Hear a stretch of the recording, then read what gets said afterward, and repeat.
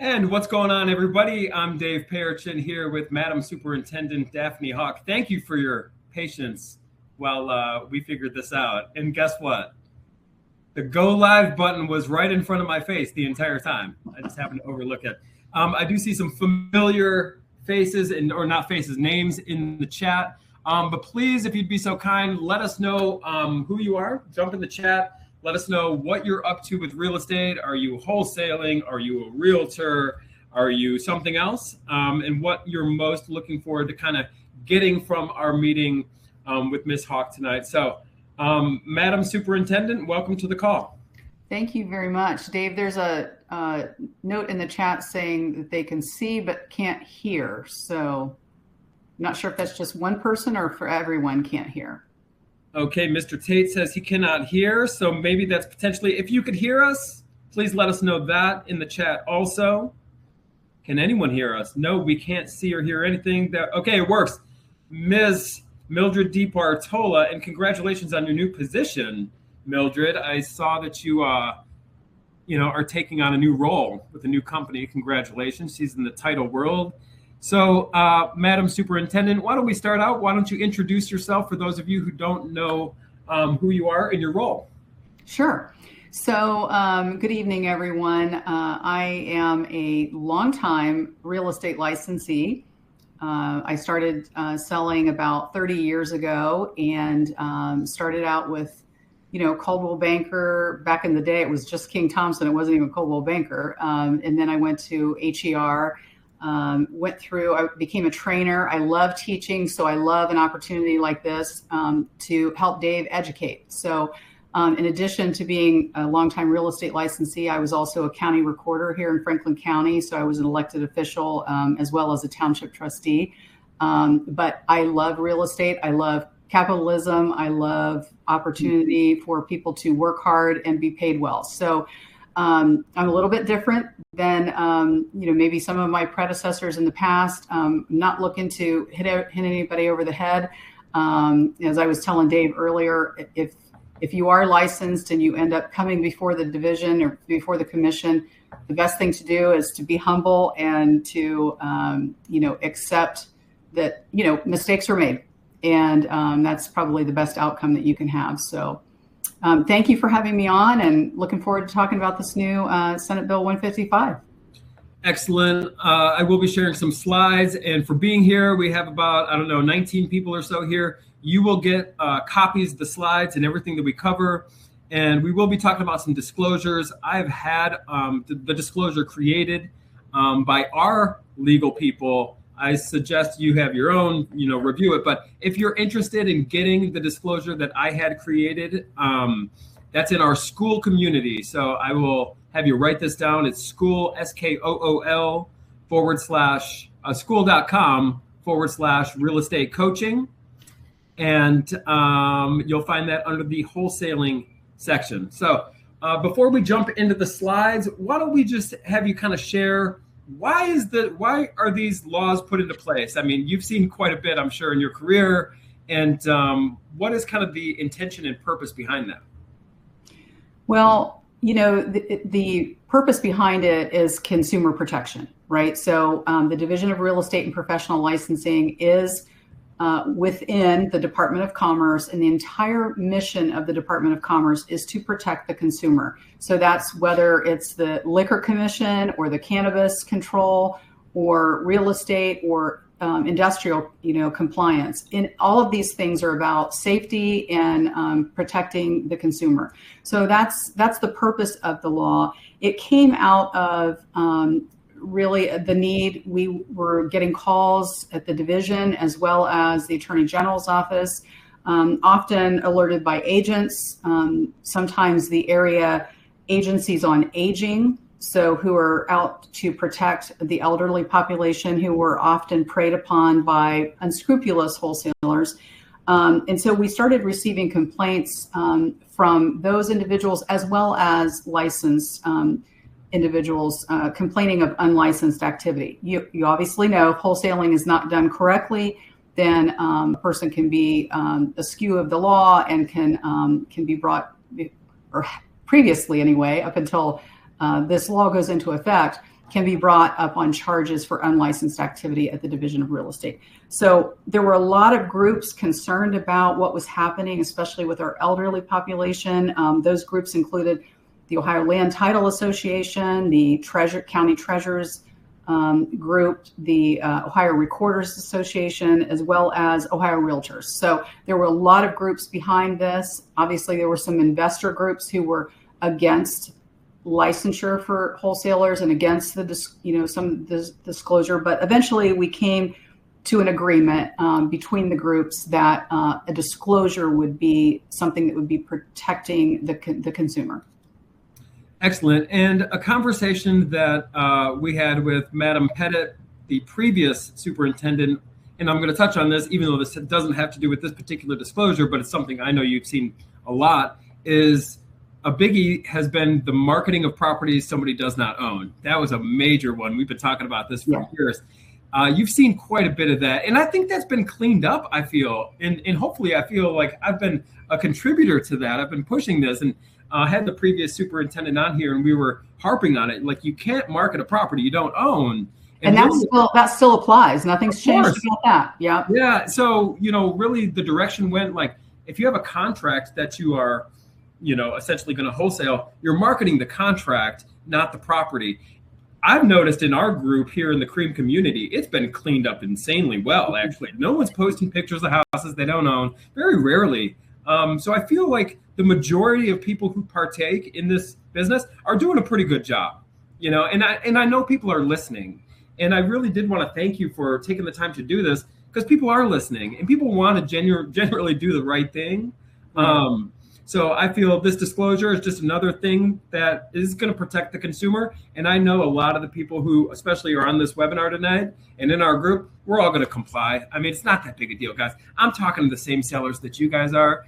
They don't care that you're making money. They don't care that you're making a profit. You don't have to, pull the wool over anyone's eyes. And if they do care if you're making a profit and this and that, they're probably not a motivated seller. You should probably just refer them to an agent or do something else, So that's what I've noticed. But yeah, thank you for doing this. And I know people are listening. And let's get into the disclosure in the new laws. This has been kind of a long time coming, though. You guys worked pretty hard on this, didn't you? Yeah.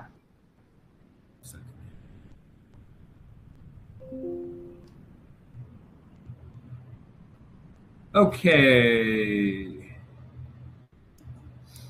Here we are. I won't stay on that screen too long. So I'll just buzz through this and then look for your commentary, if that sounds good. Yeah. So Ohio Wholesaling. Here's the quick cheat sheet. It's for realtors, investors, wholesalers, information. I need to do some housekeeping, everybody. I'm not an attorney. This is all for informational purposes only. I'm not an attorney either. Neither is Madam Hawk. So please, if you do have any questions, please put them in the chat. By the way, we'll get to them at the end. And neither one of us are attorneys providing legal advice. Big picture, Ohio just passed a statewide wholesaling rules to focus on the disclosure to sellers. We must disclose to the sellers. Disclose. That's what we need to do. Columbus also has its own, we're going to touch on this, not part of the law that was just passed. This was passed earlier in the year.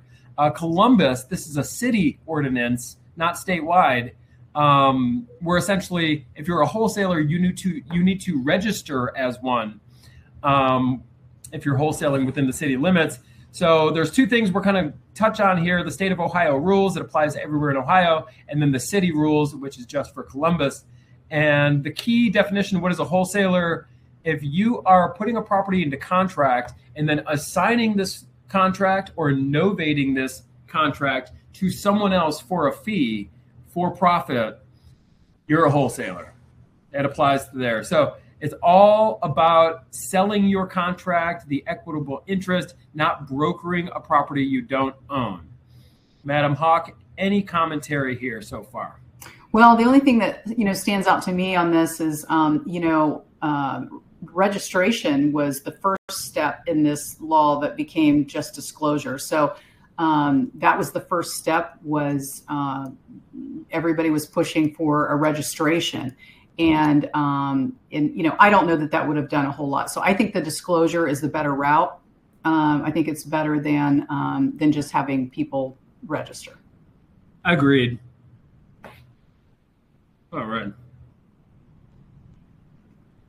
Oopsie.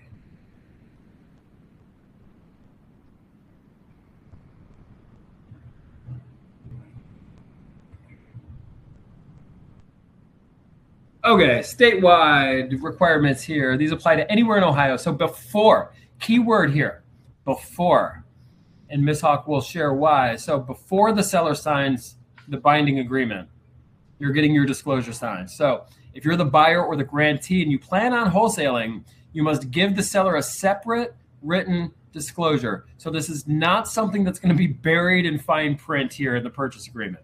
It must clearly say things like you're a wholesaler acting on your own behalf, not representing the seller. You may assign the contract to a third party for a profit. You may charge a separate assignment/wholesale fee. The seller has the right to seek legal/professional advice. Both you and the seller sign and date this disclosure before the contract becomes binding. If you don't follow the rules, you got to face the consequences. So the seller can cancel the contract before closing without any penalty to the seller. Your conduct can be treated as an unfair or deceptive act under the Consumers Sales Practices Act.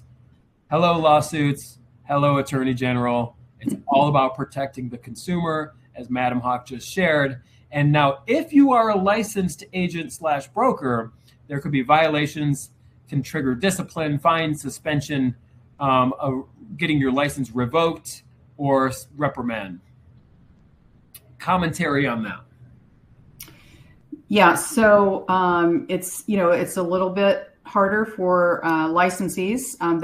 They're held to a higher standard than the typical wholesalers. So they have to be very clear, because an agent is used to providing agency, that fiduciary duty. Right. And so it's obviously, you can't do that if you're a wholesaler. So you have to make sure that the seller understands that they are not represented, that they do not have any agency agreement, and that you're there to provide a service, but you're not representing their best interest. So it's very important that, the purpose of this disclosure is to provide transparency, honesty, and fairness, right? So that, because what was happening was many elderly homeowners were confused, thinking that they were in a contract with the end buyer, or that they were working with an agent. They are often very confused.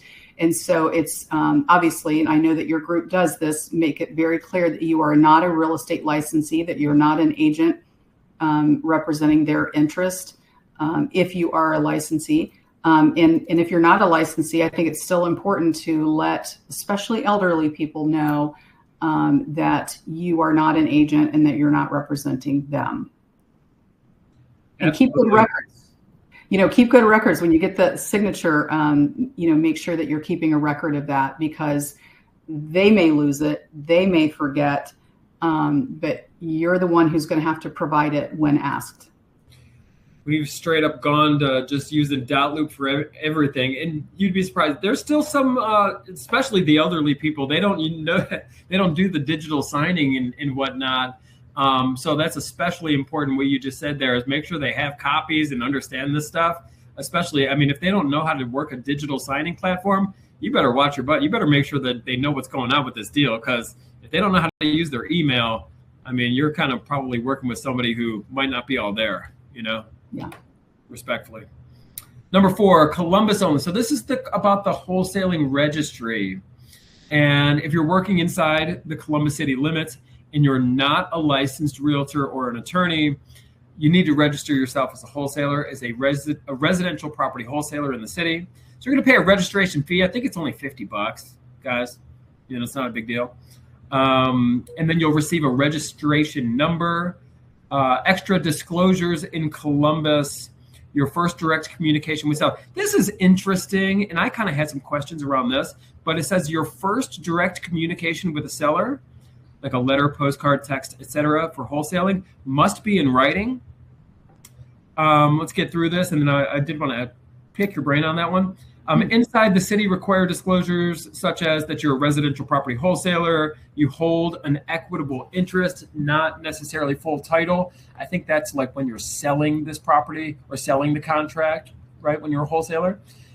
Disclose that you're not a licensed real estate broker or salesperson, if that's the case. That the seller is advised to seek independent legal advice, your city registration number, and the city's wholesaler portal link. So there's penalties in Columbus for not complying.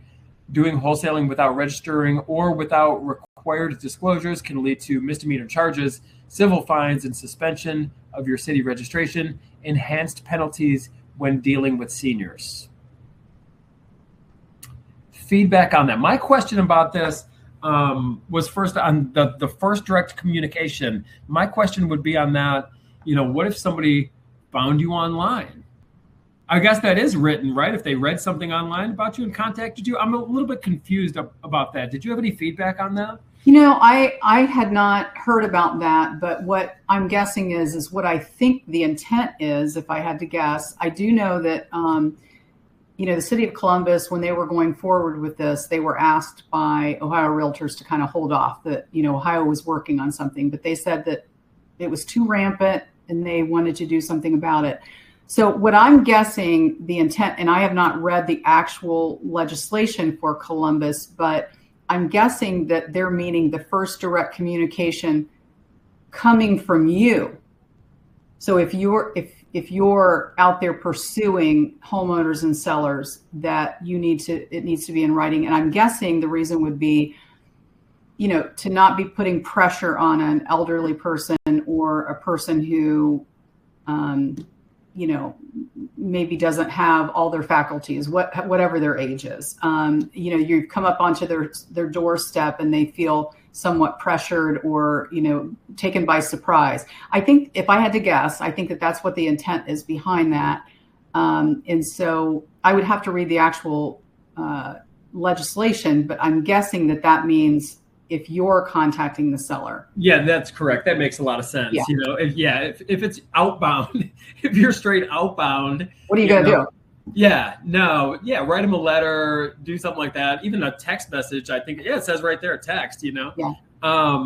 Yeah, that's a good law. That's a good rule. We don't want these people banging on the elderly's door to pressure them into selling. That's a little crazy. Right. Unfortunately, that probably happens or it wouldn't be in there, Right. Excellent. You ready to move on, or did you have any other feedback on the registration for the wholesaling thing? I do not have anything else on that. All right, cool.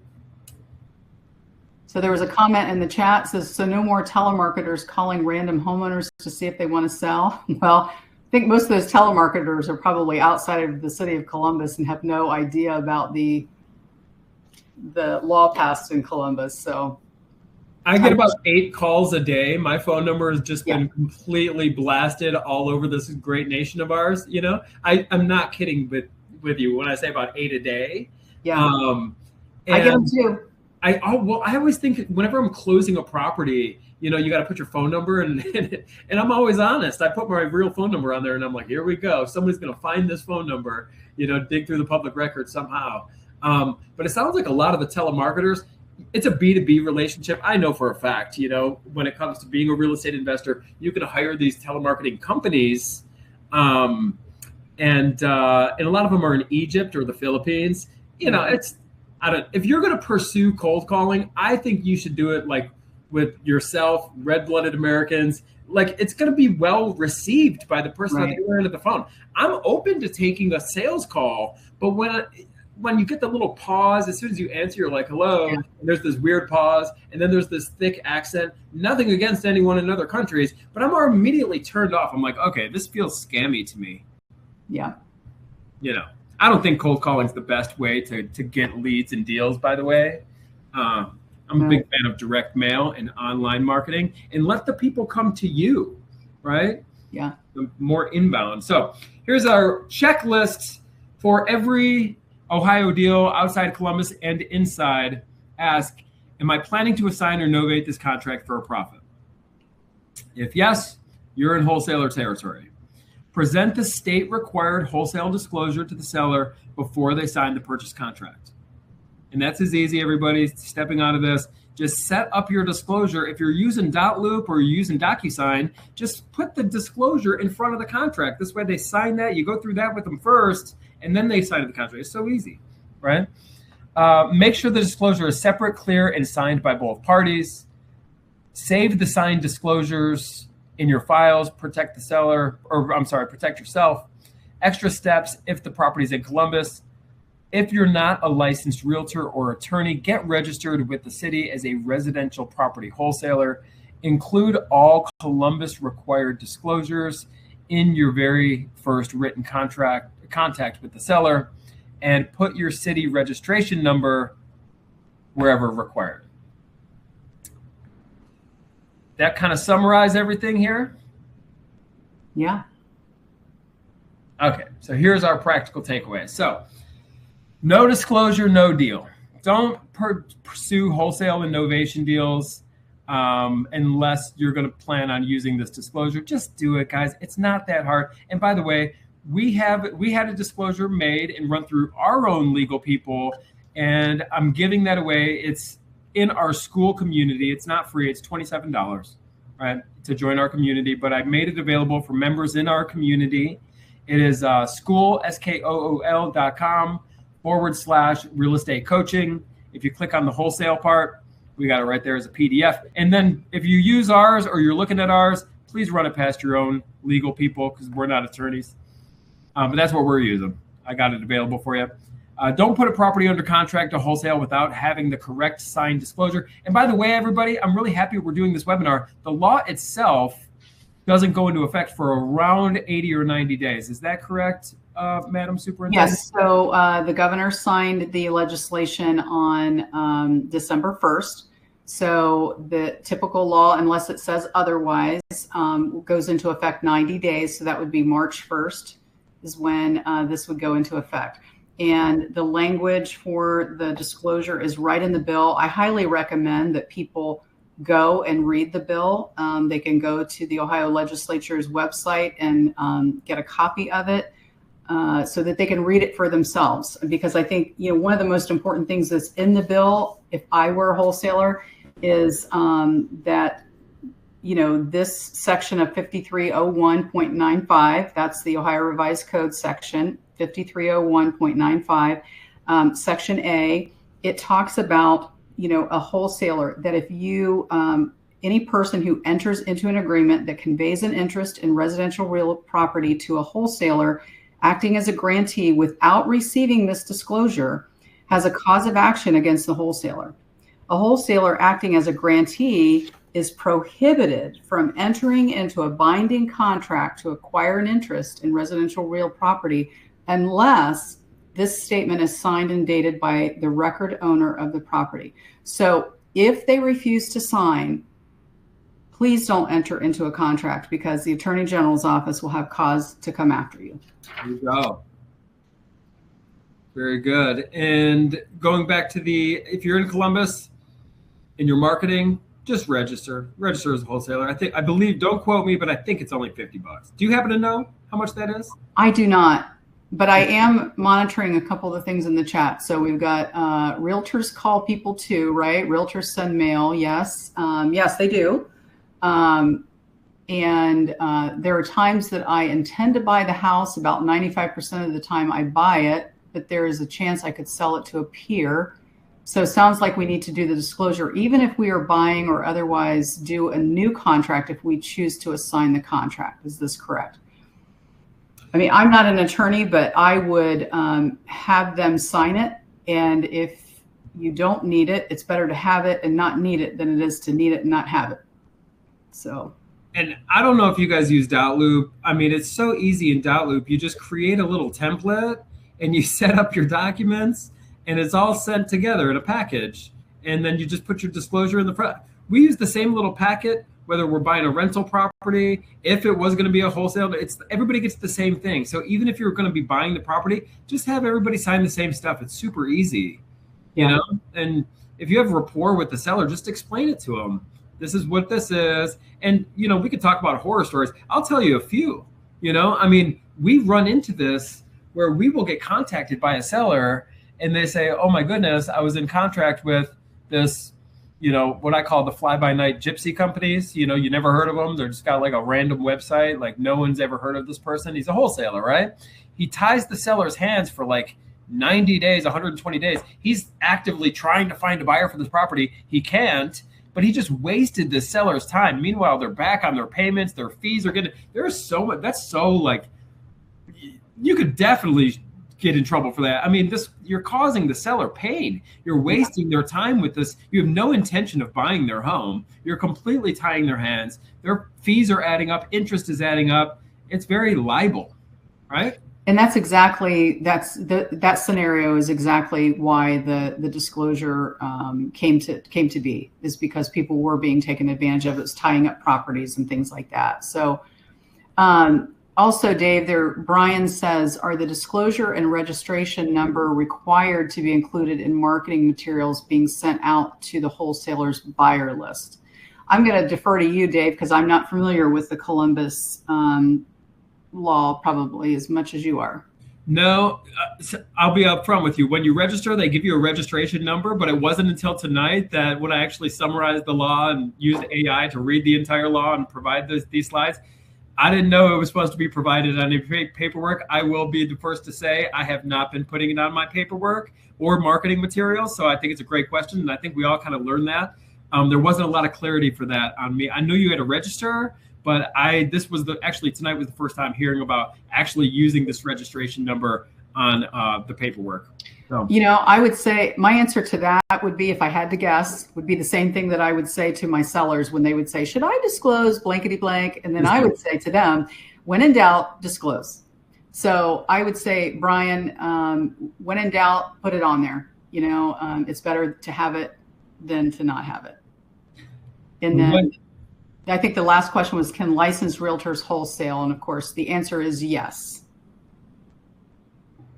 And we're going to talk about that in a second. And previous superintendent, Miss Pettit, was the same way. Yes, you can just kind of do everything the right way and treat it like risk management. It says it right here on the bullet point. If you're licensed, treat this like fair housing level compliance. It's risk management, right? It's not just a paperwork issue. CYA, cover your, just disclose everything. And when in doubt, talk to a real estate attorney, have them review your disclosure form. In fact, if you're getting our disclosure form, please have an attorney look at it or use it at your own risk. Review your marketing pieces and confirm that you're set for both state law and any local ordinances where you operate. Now, hang on. Bring back. I wasn't able to see the chat. You did a fantastic job of owning that. Co-hosting. Thank you so much.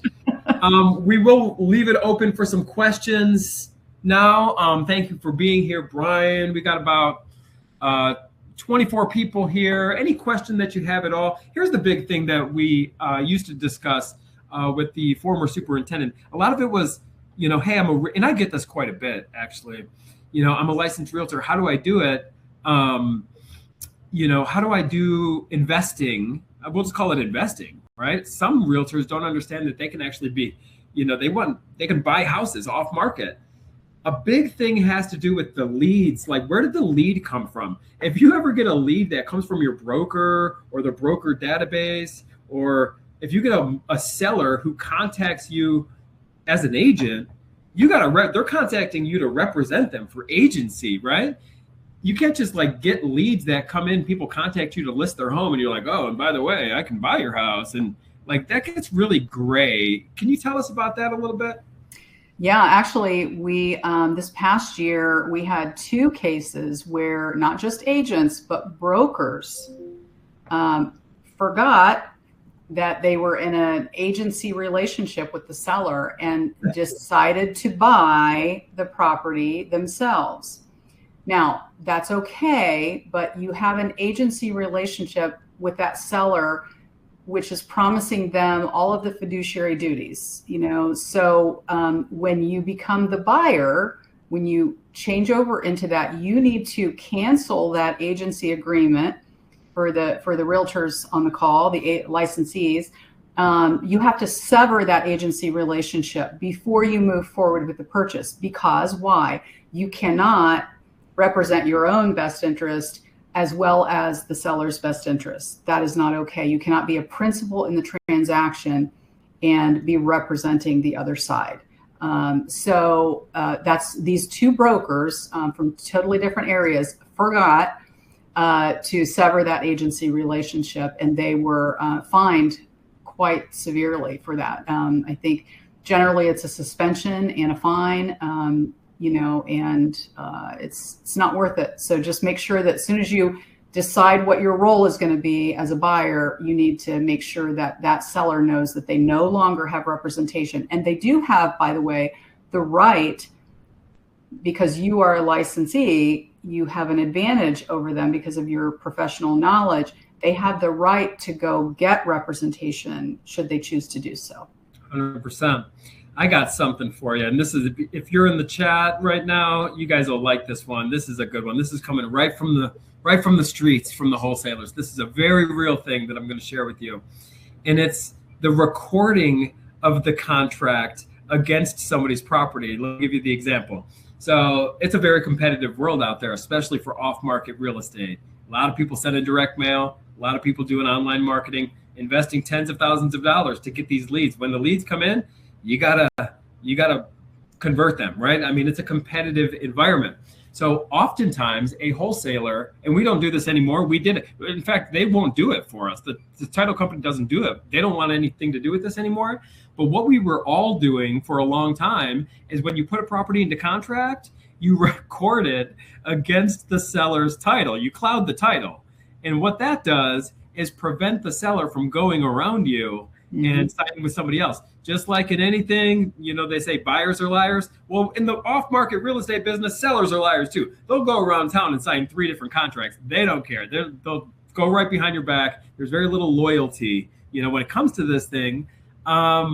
Did you ever, what's your experience with this, the recording of the contract? Does this come up in your office and whatnot? Well, no, not so much. Now, I did hear about it through Ohio Land Title Association and through agents. I have a friend who is both a real estate agent, like I was, and also the county recorder. So he's over in Licking County, and he was telling me that people would cloud the title. And, I just find that very distasteful, very much like MV Realty, if you all know that, that term. They've been run out of the state. They no longer have a license in Ohio, but we still have thousands of properties in Ohio that cannot be sold because they have liens filed on them. And so they all have clouds on title. That's terrible. It's the same scenario where these elderly people were preyed upon, were paid cash to sign a 40-year agreement to list, and they forget, and and these people, they were ruthless. They would say that not only is this a contract with you, the seller, but it also was assigned to your heirs. So even if you passed away and your kids had no knowledge of it, if they tried to list a property with someone else, this company would come against them and say, okay, not only do you owe us, a commission, but they would decide what the commission was. It wasn't even based on the sale price. It was whatever the value was that they placed on it. It's just criminal. And so it's still in the courts now. We're fighting them, but just keep that in mind. If whether you're a wholesaler or an unlicensed wholesaler, or if you are a licensee, always do your own due diligence before you do anything. Go and look at the recorder's office and see what is recorded on that property, as well as, we all know to look at the auditor's office, but there's so much more information on the recorder's office, and you need to know that before you get started, because you're going to waste a lot of time and money on properties that can't be transferred. And a good title company will help you out with that. I think we have some title people here in the chat. So introduce yourself if you are in the title world. Now would be a good time to maybe pick up a client or two. I wanted to ask you, and we got about 5 minutes left. So if you got any questions, please, put them in the chat. If not, we're going to be parting ways here in about 5. Charles has a question, Dave. Right. It says, so how long is a typical contract for a real estate agent? I've seen realtors have contracts that last 6 months. So having been licensed for 30 years, I've seen everything. I've seen, commercial brokers will have much longer. Obviously, it takes longer to sell. Residential, I don't think I've ever seen more than a year, but it depends on the market, Charles, because sometimes, like in this market, it's taking longer for properties to move. So probably, if I had to guess, I would say most agents probably aren't going with less than 4 months, probably 6 months. It really is something that the broker typically decides. And if the agents want to deviate from that, they usually have to get the permission of the broker to deviate, whatever that standard time frame is. And that changes from market to market. I had one final question. And I love that you're managing the chat. This is amazing because I can't even see it. The training wheels are off, everybody. Normally I have my business partner, RJ Pepino. He's way more techie than me. Or we got another guy, Austin, that helps us with this. I did this all on my own. It was just, I set it all up and here we are. Luckily, I found the button to get us started. That's why we started a few minutes late. That was my fault. I take responsibility on that. Are you familiar with the concept of buying properties subject to the existing financing, where somebody will deed the property but leave the loan in their name? Do you see a lot of murkiness with that in your office? I've not really seen that much in our office. I can't really comment on that, Dave, but feel free. Sure. I've done it several times. Lately, though, like in the last several years,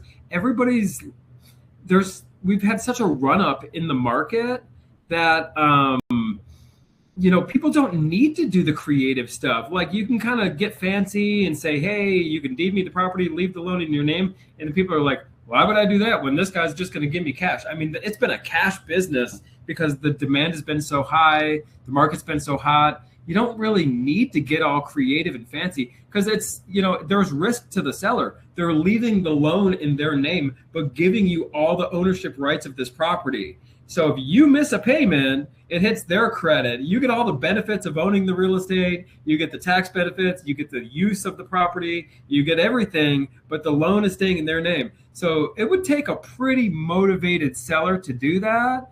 And we just haven't needed to do that. It's just, there's way better for the seller's sake. They just don't need to take that offer. They're just like, no, I'm not interested in doing that. So I've done 2 of them in the last several years. And, both of the properties ran up in value so much, I just ended up selling them and then paying off the person's underlying loan. And then for a different one I did, the lady was just such a pain in the butt. She was calling me every week. So what's going on? It's like, I got to get out of this. So I just refinanced her, and just paid it off. It just wasn't worth babysitting these people. So I wouldn't say I'm an expert. I've only done a handful, and I just haven't really seen the need. I think it's very beneficial and pro-investor, but a lot of sellers are like, why would I do that when I could just sell the property, put a sign in my yard, and have the property in contract sold quickly? So that's my experience with feedback on that. So I don't do a lot of it. So with that being said, quick, if you have one last question, if not, that's totally fine. Madam Superintendent, avoid foreclosure. That's one reason why somebody would do that, right? Yeah, that's true, or, if there's equity in the house, that's the whole thing. And, I'm buying a property from somebody right now. They're several months back on their payment. We're just going to pay it all off at the closing and just buy it for cash. But no, I do see the benefit. If they're really motivated, they might consider that type of offer for sure. But I don't do a lot of that. And I did want to thank you for being here. And yeah, I appreciate being here. I love the interaction. I was monitoring the chat. So, amazing. I don't know how many of your listeners are licensees, but how can I see your contract that has the disclosure? Okay, so somebody's asking. Put it in the chat. I'll put it in the chat. Yeah. Any final words? Any advice? Not advice. That's a poor choice of words. Any feedback? Well, I think the most important thing to say to this group is to just, whether you're licensed or not, just remember the intent behind the law, and it'll keep you on the straight and narrow, which is, be transparent and honest and keep good records, right? So, you're doing the right thing for the seller, and you're covering yourself by making sure that you get those signed timely first, and making sure that you keep a record of it. If you're a licensee, you have to keep your records for 3 years from the time of the signature. I'm not sure how long wholesalers would have to keep their records under SB 155. So that'd be another reason to read the law all the way through yourself. Just use the right tech, guys. Use dot loop. It's just saved forever, it's very rare that somebody doesn't have access to online signature and stuff like that. That's my tip on that one. But thank you all for being here. Thank you all for being valued members. This only went out to CREAM members, so it's kind of cool. Just kind of kept it exclusive. And on behalf of myself and Madam Superintendent, we appreciate you all, and we will see you all soon.